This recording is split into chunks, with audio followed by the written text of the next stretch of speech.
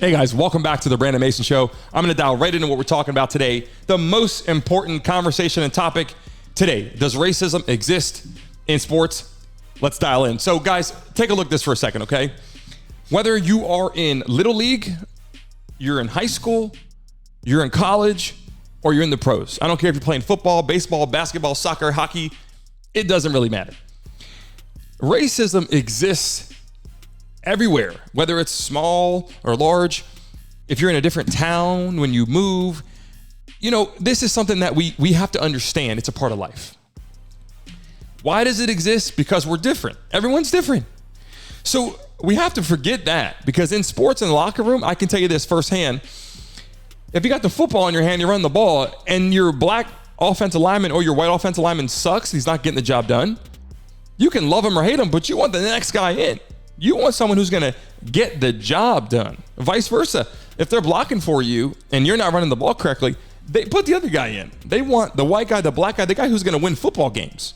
That's what they want. Nobody really gives a damn about the color of you. Now, also too, the globe, you have the Olympics. And in the Olympics, right, there could be a war going on, but you got the United States, and then you got China, and then you got Russia, and then all these countries, and everyone is out there doing what they got to do. And then all of a sudden, the Olympics is over, and all of a sudden there's all these problems, and we can't figure it out. So if you ask me, sports brings people together. But the most important part of this conversation is head coaching and ownership. That's where racism is, quote unquote, existing right now. And that's because there's not a lot. The amount of black coaches versus white head coaches, it's drastically different. So I think the ownership is looking at it, and they're picking who they want as their head coach or front office or back office. And when you talk about someone like Brian Flores, this is something that's been going on for a while. This is the topic of conversation right now because Brian Flores has a chance to write history from a position of writing a book, talking about what he's done. Colin Kaepernick was a great football player. I mean, you could say he sucked if you want, but he was in the NFL. Everyone that gets to the NFL has to be somewhat talented, somewhat great, right? I mean, he can't be just okay. So the guy was good. And now he has a chance to change the world for a lot of reasons. So Coach Brian Flores can sit back and write his own story. So one thing I'll tell you that keeps racism alive is this. The stats are the best. Ready? The first black quarterback to ever come from this school and end up over here. The first white coach to go in the snow and then catch a football pass. And there's too many stories. There's too many made up stats. The first black guy to throw a football to a white person, in a Monday Night Football game twice against the Bengals. No one really cares. These stats are so ridiculous. Whether it's from announcers or whether it's from made up, conversation. I mean, that stuff's got to go out the window. We can't constantly be talking about these stats that make no sense because no one cares. Just play the game of football. And does racism exist? It does, but it's one of the number one or number two or whatever top televised shows in the world is Sunday Night Football. So there's a lot of white people, a lot of black people watching that damn show. So, I mean, if racist or not, the show is being watched. It doesn't matter what skin color you are. And I think the conversation now, because Brian Flores is exposing some of this, becomes, is it racism? Is it, I don't want you in the organization because you don't fit with my organization? Is it because you're not the best or not compatible around certain people? Is it you want to run the show the way you want, but I'm the owner and I don't want you to have the reins on that?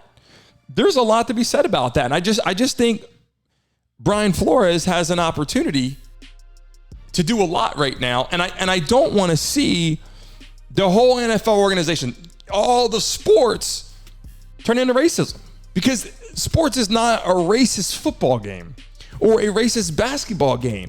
For God's sakes, every basketball player, when you watch basketball, 90%, if you watch the game, you're going to see a black guard, a black center, a black shooter. I mean, everyone has their traits, like you have football and there was white offensive linemen or white quarterbacks. Basketball has its traits where it has a white center a lot of times, and then the world has been evolving. The world has been evolving and things are different now. And people have to understand that.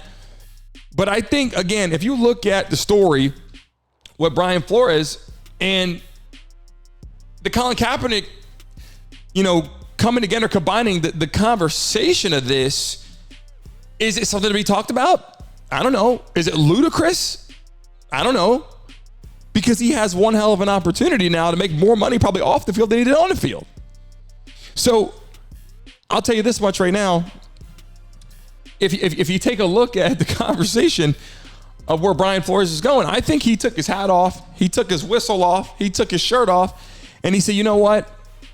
I'm kind of done with the coaching situation, and I want to put first and foremost what's important, and that's morals and being ethical to what's really happening. And whether he's right or wrong, he's bringing it to the forefront. And listen, the stories are going to keep coming out. We're going to know what's happening really soon because he's going to be dialing it in. The NFL is going to try to eat him alive. They're going to eat him alive with these attorneys and the news and the media.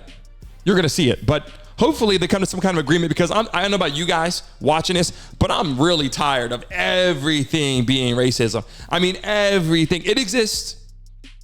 It exists. There's no doubt about it. It exists.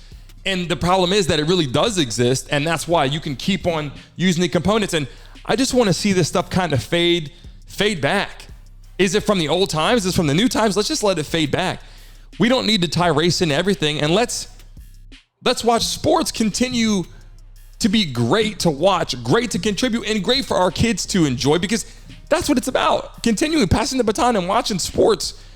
Let's get rid of that. And look, I hope it changes. I hope it's better. I hope it isn't what people are saying. I hope the organizations and head coach, I hope there's not racism in that part of the workplace.